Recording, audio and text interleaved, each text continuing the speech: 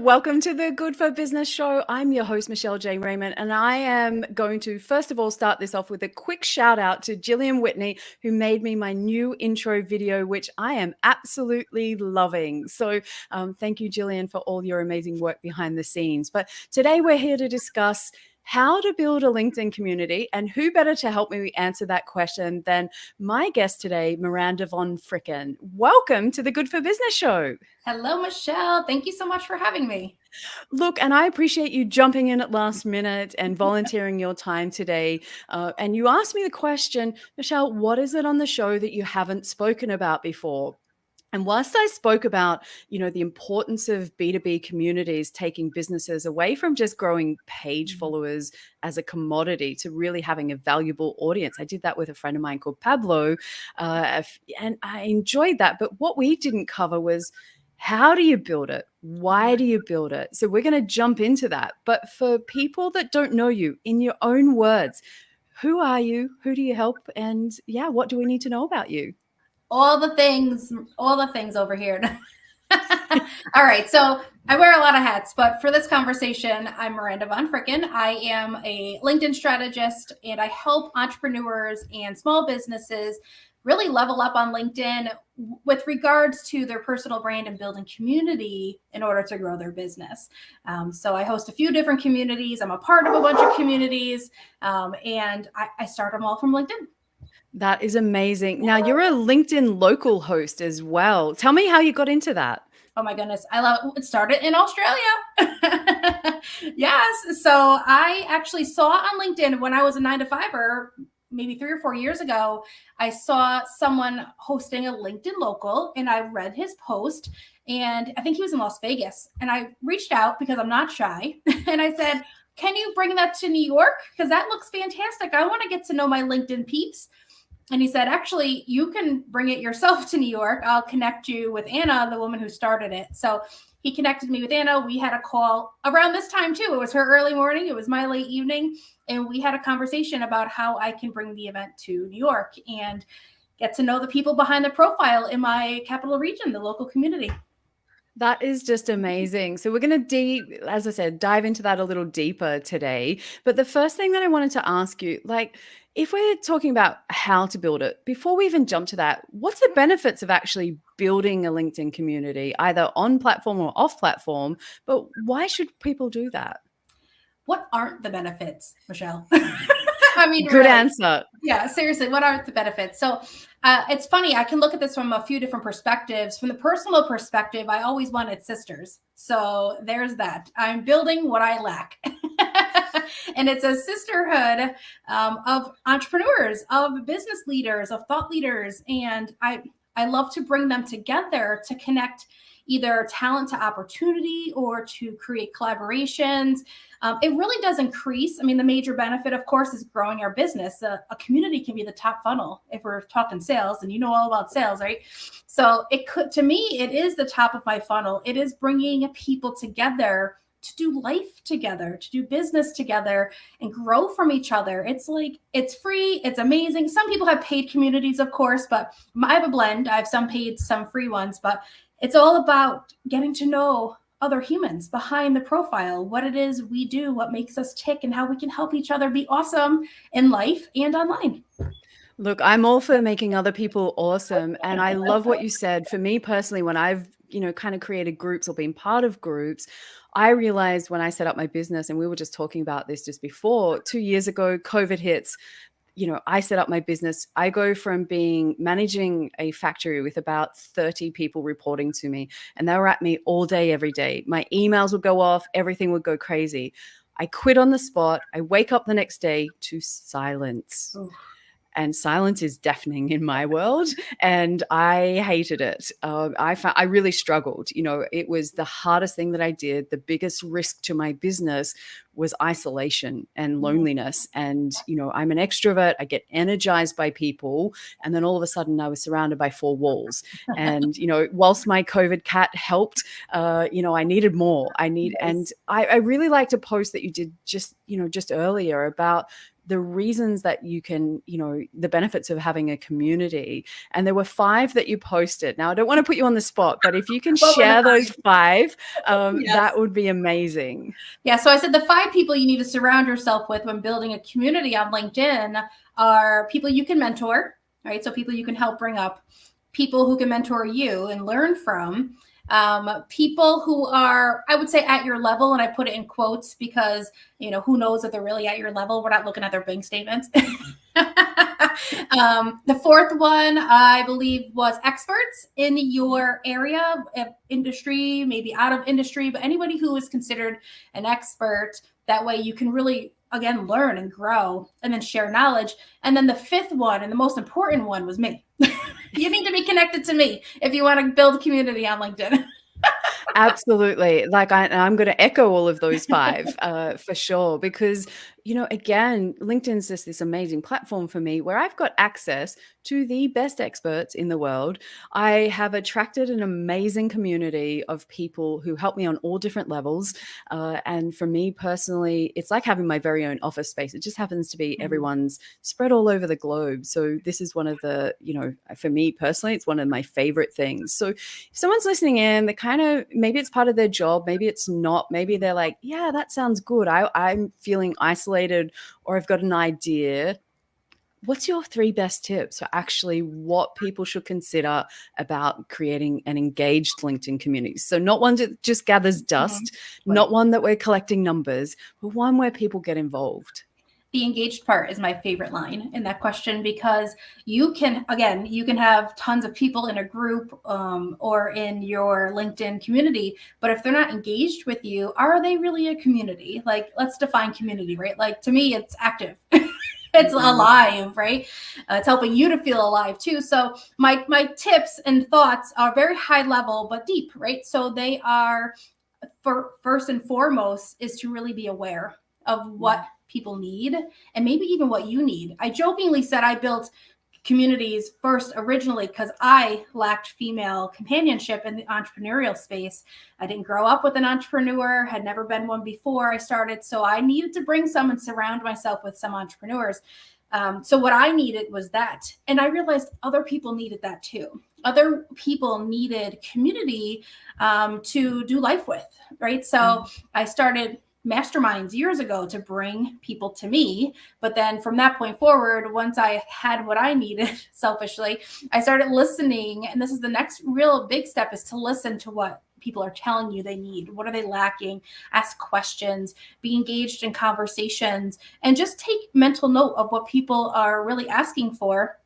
And do that within the community if you're able to, if it matches your skill set and you're not faking it, of course. Like, if it's something you can provide, then provide that, create that space, hold space for people, bring them together, and actively help them to elevate themselves, and whether it's life and business or whatever it is they're really looking for. So be aware of what's needed, maintain that community, right? Engage with them, give as much as they give, and then just really commit to it, I think, is the third biggest step, right? So commit to it, because it's a shame. I've been a part of communities that kind of disappeared after 6 months, or they were going real hot in the beginning, and I'm like, woohoo, next thing you know, they're still taking my payments and I haven't heard from them in a while, Yeah. So even the free ones too, I get, if we become busier, free ones are a little harder to kind of continue. Well, then, gracefully tell them, I'm going to bow out, but so-and-so is going to take over. It's really just about being aware of what's happening. Can you provide that type of engagement that they need in that space? And then just maintain it, commit to it, love on it, all the things. Look, and I have to ask, what did you hear from groups that made you start the 4:30 a.m. club? What did you hear? I've got to ask, because the fact that you got a group of people to join 11. you on that cruise, 11 people joined in on the, yes, I want to be a part of that. But tell us about that, because, yes, we talk about LinkedIn and that's our space, but it's a tool, right? LinkedIn is a tool to drive new business or create communities or create relationships and maintain them. But 4:30 a.m. club, tell us about that. So my 4:30 a.m. club started out of necessity for myself. My husband started getting up very early in the morning, more so than my regular 5:30 morning routine time, and started running on the treadmill. And I said to myself, I can't read and pray and do all the things I need to do early in the morning when you're down there running, making man noises on the treadmill, So so I had to get up an hour earlier. So it became 4:30. I posted on LinkedIn because it doesn't happen if you don't post it on LinkedIn, right? Yeah. A picture of me with my coffee, my messy bun, my laptop was the only light in the house. And I said, early bird, here I am. This isn't typical, but let's see how it works out. And I actually had a gentleman reach out and say, like, I'm up that early doing my podcast and a couple other things. Like, we should hop on a call. I said, why would I get on a call with you at 4:30 in the morning? I joked, but we said, let's see who else joins in. I put a post out. Tons and tons of women were like, I'm out, I'm down. So it was very open in the beginning. Like, just here's the link. Whoever wants to come, couple guys, mostly females. By time we did it weekly, it became a weekly thing. Because it's early in the morning, we're looking crazy. We're talking about house stuff, life stuff, women's stuff. The guys fell off. They fell off, which is fine. We ended up saying, no boys allowed. And we said just female entrepreneurs. And I've got some locals, but some from all over the United States, a couple from different countries. It was crazy to me because, your time is different than my time. So it wasn't 4:30 in the morning for everyone, but the majority of women, it was 4:30 in the morning and they were there. We were drinking coffee and doing life together. And it's been 2 years that we've been doing this. It's really interesting because I think what you said there's probably some other people out there listening that have these ideas and have an idea for a community specifically, but chop that idea down and think no one else might want to come and join me. And it's not until we put it out there. I think that's the power move that you did, is you actually put it out there and let the audience decide, as opposed to, so many good ideas get cut off before they even get a chance to live. And so I love that you stood up to be that leader and be that person that put it out there, because I think a lot of the time in life in general that people are looking for someone to stand up. Yeah. They may not want to be the leader. They may not want to be the face or out in front, but they're very happy to support others. And so that's what I love about the world, is that all kinds of different people, those that are supporters, those that want to be out front. But I just think if you put the ideas out there, you will find that ideal audience that will want to come and join and collaborate and start those conversations. I think conversations about anything are really important on any level. And it just connects us as humans, which is, the most powerful thing that we've got the opportunity to do. So another question for you is that, how do you actually, if I build a community, because I come from sales and I love sales and I'm here to do business, and I have a dream for my life about where I want to get to.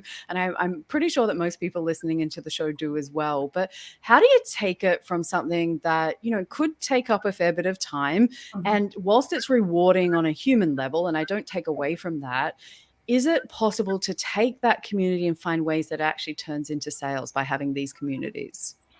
100%. And let me just preface this conversation by, I had one sales job that was actually titled sales. It was an account executive, and it was the only job I had been legit fired from because I was horrible at sales, because I was always talking to people about solutions, right? About like what they don't need my product or service. They could probably do this or go here. And they'd be like, wow, this was a great conversation.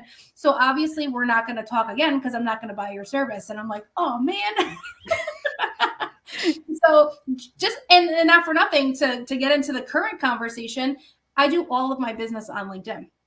100% of my business, of course, referrals, recommendations, people talking about me, or sometimes I'll speak on stages, but almost everything starts at LinkedIn. So I'm screwed if it goes down ever. Yeah.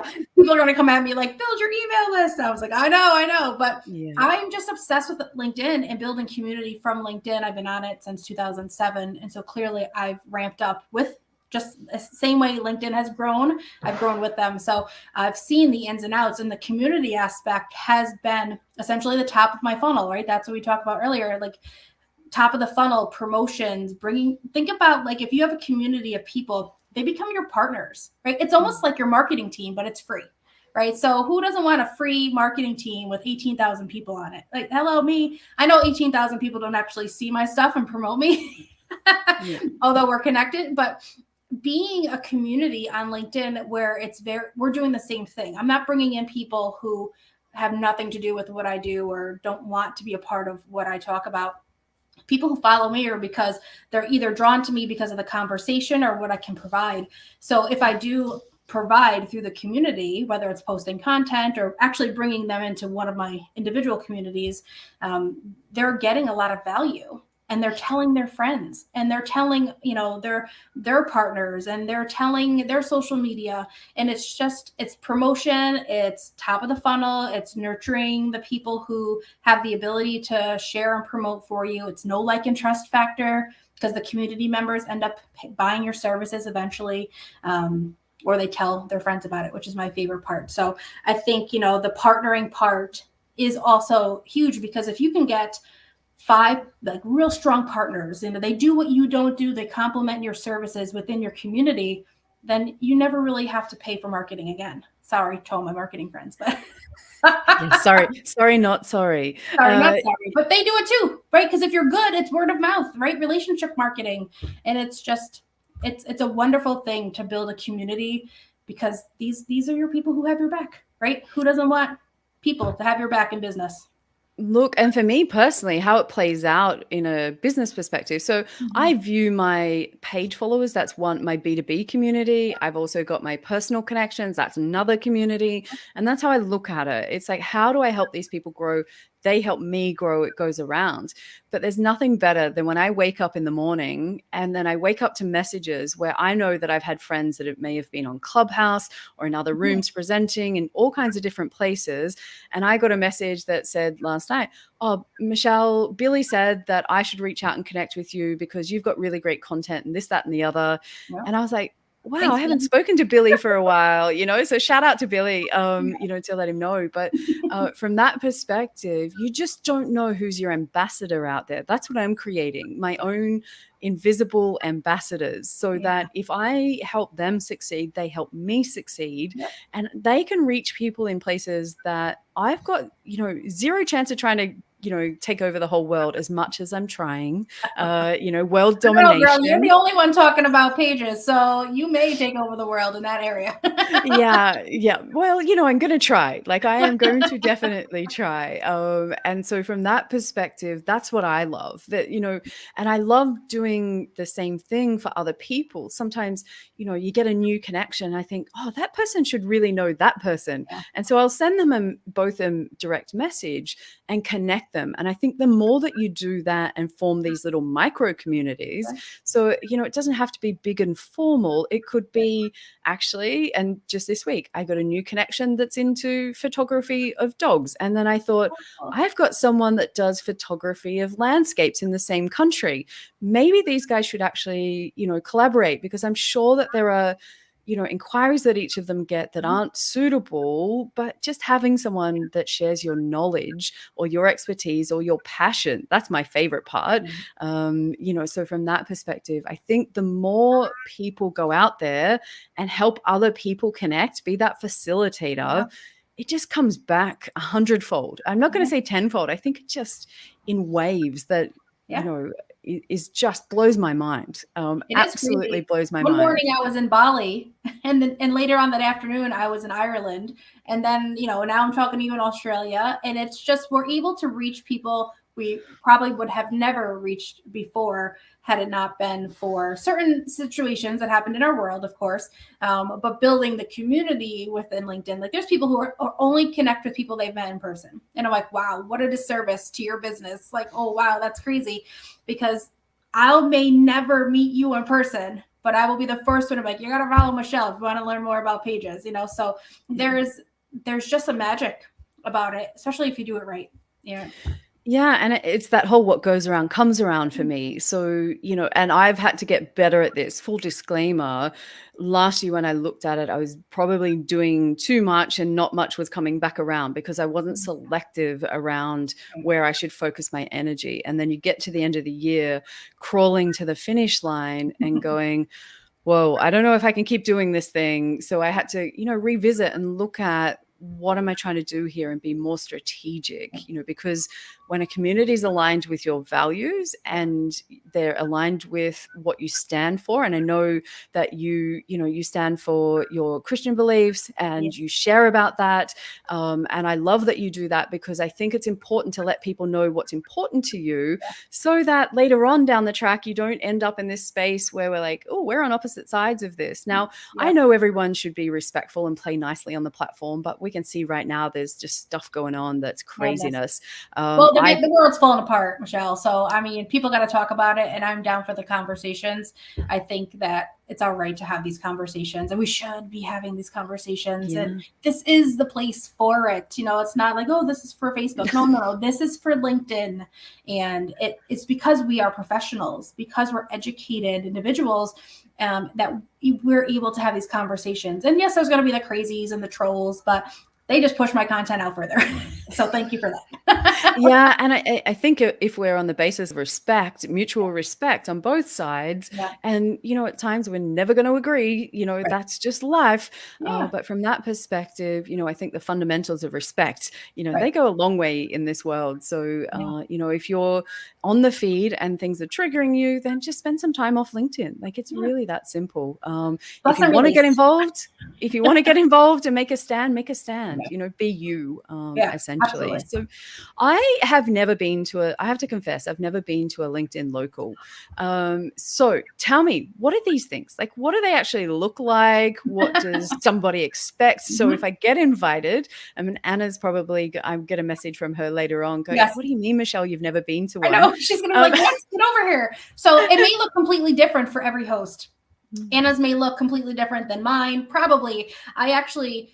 When I was a 9-to-5er is when I actually started LinkedIn Local. So I had it in like a corporate environment, and we were suited up, and we had a beautiful panel and talked about LinkedIn, and it was fantastic. But there's always a piece of me, no matter what environment I'm in, that brings the crazy. So we had a basketball hoop. We were doing shots. We were doing not like drinking shots, although that probably happened, but basketball. I mean, we always have headshots. I always bring my photographer to do headshots for people for LinkedIn photos.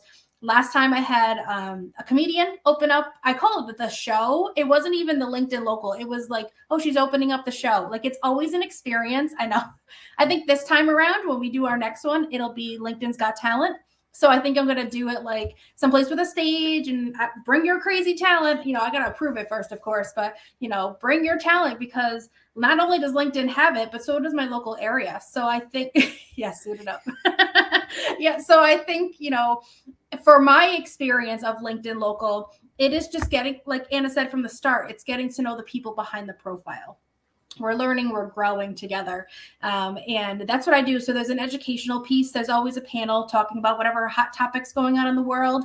There's always a LinkedIn component. How can we do better on LinkedIn? And then there's just always fun. It's a networking event mixed with like a backyard barbecue, mixed with like, I don't know, a graduation party, like you name it. It's amazing. We have a blast, and you are more than welcome to come, but it's going to be an expensive plane ticket. One day, don't worry, I'm doing my global tour of my friends in LinkedIn and the US. I'm going to be there for a little while, because I've made so many friends, and this is the amazing part. So, my LinkedIn bestie, Michelle Griffin, is sitting in Florida, and her and I, for the last, 2 years that we've been growing our business side by side, you said that mentor, someone that's, the 5 people, the one that's sitting right beside you, that's her for me, and the fact that she's on the other side of the world, like that Did you blows meet my her mind. on LinkedIn?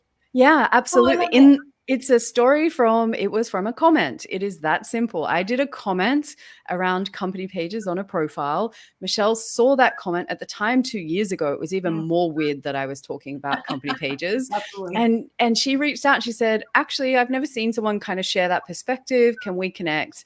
And I was like, absolutely, and you just don't know when you connect with someone. I was like, it was another Michelle, the power of Michelle squared now. 2 years later, we're working and collaborating on projects. And, we in the background, what people don't see is, we're each other's business support, and I've learned about branding. I've taught her about sales. And just, on those times when the roller coaster goes up and down as an entrepreneur, you need someone to, kind of help you through. And so, I'm really grateful that I have an amazing community globally that are those people that are a stand for my success, are there to cheer me on, are there to, if I need to vent, they're there that I can do that, all kinds of different reasons. But I just know you can't do this alone. Like that was the lesson, I think, in humility that I personally had to learn was that I thought I was pretty good. I'd just come from managing someone else's business. I'd worked in all kinds of different departments, huge amount of success in my career. And when I went out alone, I thought, I got this handled. I don't need anyone else. And boy, did that come crashing down. And I had to really understand that if I was going to be successful in this business, it was not something I was going to do alone. And it was a hard lesson to learn. I'm not going to pretend that it was something that came natural, but I do love being part of a team. So, now that I've built that unofficial team around me, it's just so much more fun and energizing and easy and light. And, so these are all those kind of things that I love. So the Good for Business show is actually quite a practical one that I want to leave people with a tip. So if they've been listening in, they're inspired, that little idea that's been niggling away that they've kind of wanted to look at, or they just want to nurture their existing community of LinkedIn connections and followers, what do you think is the best tip that you can give someone today about how that they can build their community? What would you say that they could do? Just put it out there. I mean, you said if there's an idea sparking around, like message me, I'll smack you around. I'll tell you to do it. But no, just do it. If you're, so I don't know if we talked about this or was at my last call about our introverted friends, right? So you and I are not the introverted type, and my 4:30 club happened because I put it out there. Other things happened because I just put it out there, and I didn't care what people thought, if I was crazy or, it all worked out, of course. But if I was crazy, who cares? On to the next, right? But there's not always going to be people like us, right? So our introverted friends, I don't want to tell them just put it out there because they'll be like, well, I'm not going to do that.